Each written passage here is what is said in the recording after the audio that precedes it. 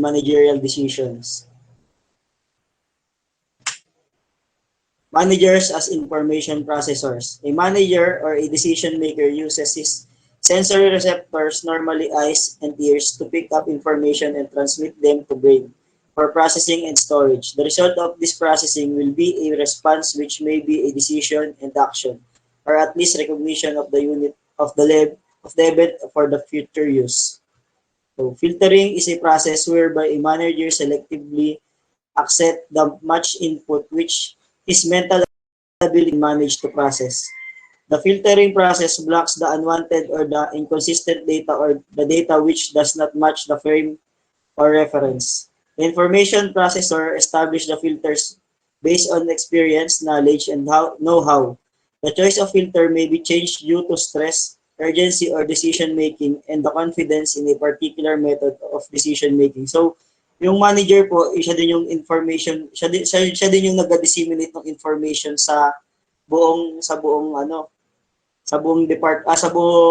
organization.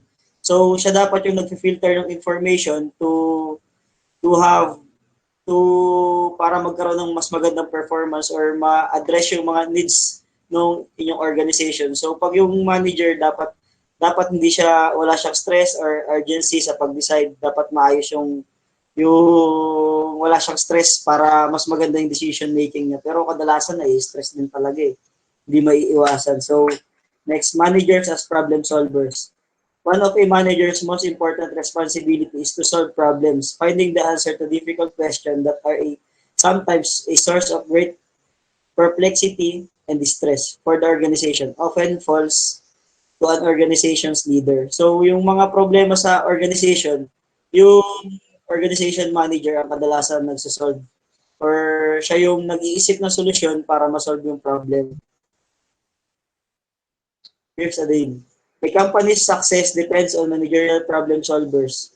Issues arrive in all sizes, ranging from daily nuisance to organizational crisis. The manager who have the ability to systematically think through the fact, diagnose the situation, and find an accurate and workable solution will help the business thrive and prosper. Effective problem solvers are able to guide teams toward the achievement of goals by eliminating frustration, confusion, and misunderstanding before they become unmanageable. They build cooperation and collaboration between individuals, eliminate the need for rework, and foster continuous improvement. The best managers can often sense problems with keen insights. They may notice a deviation from standards team performance such as missed deadline or unmet sales goals. And when the team's plan go off the rail, this manager automatically begin the problem-solving process. So, yan po yung mga ginagawang problem-solving ng manager. Kadalasan, sila yung nag-iisip ng solusyon. Kadalasan sila din yung naghahanap ng problema. Kasi paminsan, parang wala namang problema. Pero dun sa output, makikita na may problema. So, sila yung nag-iisip, sila yung humahanap kung ano yung problema at sila rin yung nag-iisip ng solusyon. Fortunately, all managers can learn to solve problems more effectively by using this 4-step process. Okay, ito yung 4-step process. 1, identify and define the problem. So, yun yung sinasabi ko kanina, yung sila yung naghahanap ng nag-identify ng problema kung ano yung problema. Halimbawa, doon sa akin, sa maliit kong business. Paminsan, hindi rin naiwasan yung may problema. Yung kala mo, okay lang. Yung pala, sometimes, kahit maliit, paminsan, nag-aaway pala may away pala doon sa may away pala doon sa mga empleyado, na sa mga performance. So, kailangan medyo ma-sense mo yun kung meron hindi tama. Alert managers constantly watch for signals, symptoms, and signs that problems may exist. Once they see a potential issue, they think through whether this is a problem they can solve and whether it will make a critical impact on the team or organization. Okay. 2, analyze the problem. So, ayun, na-analyze yung problem kung bakit anong naging problema. The best problem solvers analyze patterns and ask questions about what, who, when, where, and how much the problem has affected affected the business. So, yun. Paano naapektuhan yung business. Develop solutions. My problem sometimes comes with easy answer. Managerial problem solving cannot be impulsive, risking the mistake of making snap decisions. So, dapat pag magde-develop ng solution, hindi minamadali or hindi yung pabigla-bigla. Dapat talagang ina-analyze unti-unti para maiwasan yung mas malaki pang problema. Hindi pwede yung impulsive. Plan and act. Once the best solution has been identified, a good manager develops a solid implementation plan. This plan should include steps that will be taken to move forward as well as contingency plans that will help the manager handle potential roadblocks. The managerial problem-solving process is a never-ending cycle of planning, doing, checking, and acting while also monitoring the situation and the outcomes. As needed, manager make adjustments or to their plans so that the team can continue to move toward the solution that will lead them to better business results. So yun yung managerial problem solving. Type of managerial conditions. Dito na po tayo sa types of managerial conditions. Okay. Okay. May tanong po ba dito sa sa managerial problem solving? Managers as problem solvers? Wala. Diba?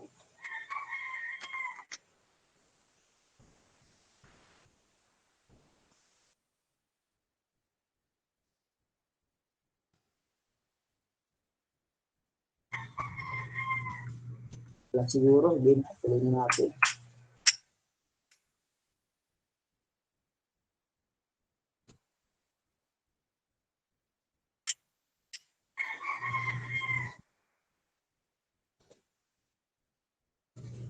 Okay, types of managerial conditions. Some of the important types of managerial conditions are as follows. One, individual and group decision. Individual decisions are taken in small business organization. It is also taken when and where the problem is of a routine nature, where the analysis or of variables is simple and where definite procedures to deal with the problem already exist. Decisions taking in consent of more than one person is known as group decision. So, kadalasan naman group decision yung ginagawa ng manager. So, para sa ikabubuti ng buong organization. Routine, tactical, and basic strategic decision. Tactical routine decision concerned with routine and repetitive problems, neither required collective of new data nor conferring with the people, thus can be taken without much deliberation. A short-term implication may be complicated but are always one-dimensional. More experience and judgment needed. Strategic basic decision made on the problem which are important, required throughout fact-finding analysis of the possible alternative. Finding the correct problem in such decision assume more importance as long-term implication. So yung tactical, more on yung pangmadalian. So tapos yung strategic, yung pang long-term. So halimbawa, yung strategic, yung isineset nila para makuha yung goals nila for the year, mga ganun. Or yung makuha yung goals nila, yung vision nila para makuha. Yung tactical naman, yung parang for the week, mga ganun. The decision that are frequently taken to achieve a high degree of efficiency in the ongoing activity known as routine decision. This type of decision are also known as tactical decision. For example, parking facilities, cafeteria service, deputing employees, etc. Basic and strategic decisions are prepared by the top level of management for the formulation of the organization rules, regulation, programs. It has a long-term impact on management, therefore analysis is needed. Pre-program and non-program decisions. Program decisions, routine, almost automatic process. Managers have made decisions many times before. There are rules or guidelines to follow. Example, deciding to reorder office supplies. Non-program decision. Unusual decision situation that have not been often addressed. No rules to follow since the decision is new. These decisions are made based on information and a manager's intuition and judgment. Example, should the firm invest in a new technology? So yan po, yung program decision, yung matagal na, yung parang nakaset na yung nandun na yung sistema na may sistema na sinusunod. Yun ang program yung mga biglaan na dumadating na kailangan mong pagdesisyonan agad.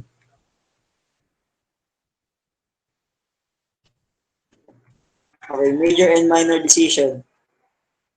Relative more important, have long-term impact like replacement of men by machine, diversification of existing product line, change the basis of overhead allocation in preparing departmental profit and loss account, and so many other which are rare and have no precedents as guides.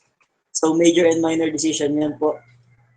Yung yung yung major, siyempre yun yung mga pang long term na talagang dapat pag-isipan. Yung minor, yung mga pangmabilisan lang.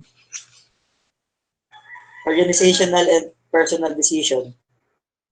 Organizational decisions are those which managers undertake under certain conditions relating to organization, sometimes taken independently and sometimes delegated to other colleagues.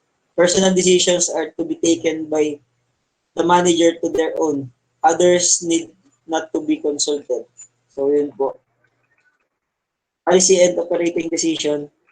Policy decisions are taken by the top level management with the involvement of high-ranking officer and legal advisors to change the organizational rules, regulation, events, and procedure. Policy decisions are the most important decision. Operating decisions are taken by the operating level of management to perform the day-to-day activity efficiently and effectively. This type of decision is taken by a middle or a lower level of management. It has a short-term impact. Decisions and conditions. There are three conditions that managers may face as they make decisions. They are one, certainty, two, risk, and three, uncertainty. So certainty. A state of certainty exists only when the managers know the available alternative as well as the conditions and consequences of those acting. There is a little ambiguity and relatively low possibility of making a bad decision. It assumes that managers has all the necessary information about the situations. Hence, decision under certainty means a perfectly accurate decision will be made time after time. Of course, decision making under certainty is rare. So, yun. Madalang yung certain kasi wala namang certain talaga halos. Laging may nagbabago everyday. So, may palaging bago. Dapat ready tayo doon sa mga change na nangyayari. Risk. A state of risk exists when the manager is aware of all the alternatives but is unaware of their consequences. The decision under risk usually involve clear and precise goals and information, but future outcomes of the alternative are just not known to a degree of certainty. A risk situation requires the use of probability estimate. The ability to estimate may be due to experience, incomplete but reliable information, or intelligence. Statistical analysis can be applied to the calculation or probability of success or failure. So ito yung paborito ko sa mga decision, yung may risk. Kasi gambler ako. Mayroong ang tawag dun? Nagmutan ko.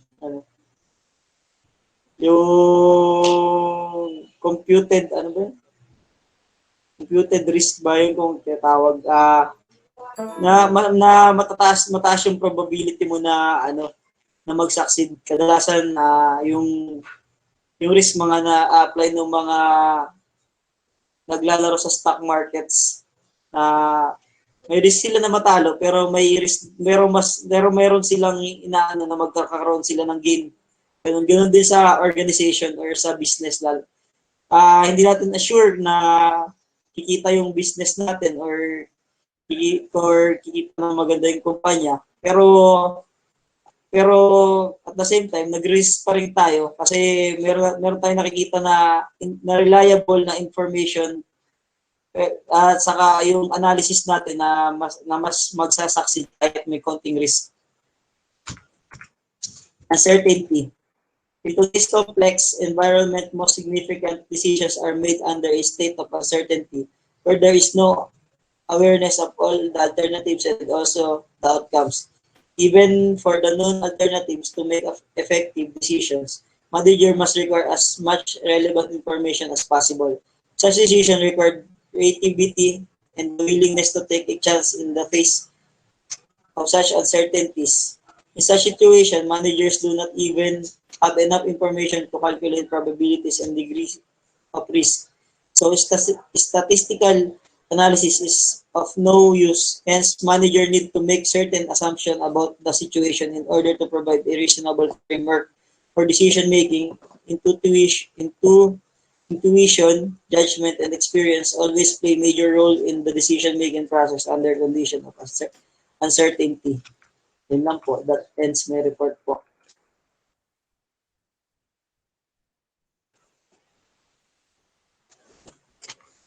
Opo.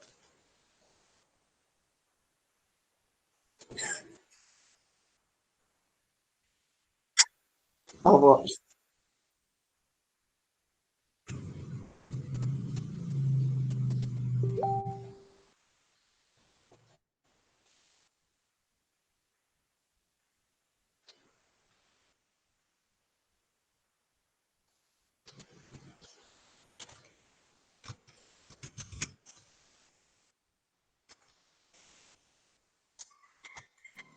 Hello po, good morning po. Um, so may tanong po kay Sir Joseph po. So paano nyo po, ano po yung na-encounter nyo pong problem during po ngayong pandemic and paano nyo po na-solve po yun sa field nyo po? Then sinabi nyo rin po kanina na gusto nyo po yung risky. So how can you handle po your decision making po? So yun lang po. Sa akin po ngayong pandemic. So, yung problem po namin is to deliver yung service namin dun sa mga agrarian reform beneficiaries. So, yung sa amin po, di ba bawal pong lumabas yung mga agrarian reform beneficiaries namin kasi pandemic. Ang ginawa po namin ay kami yung nagpunta mismo sa kanila. Pinuntahan namin isa-isa. Tulad nung nakaraan po, nag-distribute kami ng IDs para doon sa mga agrarian reform beneficiaries. So, ang ginawa po namin, kami yung nag-house to house para hindi na po sila malabas ng bahay. Risky at the same time, syempre, hindi mo alam, baka mahawa ka or ikaw yung makahawa, ganun. So, yung pag-handle ko po ng risk naman on my part, kasi po marami, nahilig din po ako sa mga business, ganun po. Syempre po, pag mag-business ka, automatic may puhunan yan. Tapos, hindi ka naman sure kung talagang maganda yung kalalabasan. Minsan natatalo, minsan nanalo. So, ganun lang.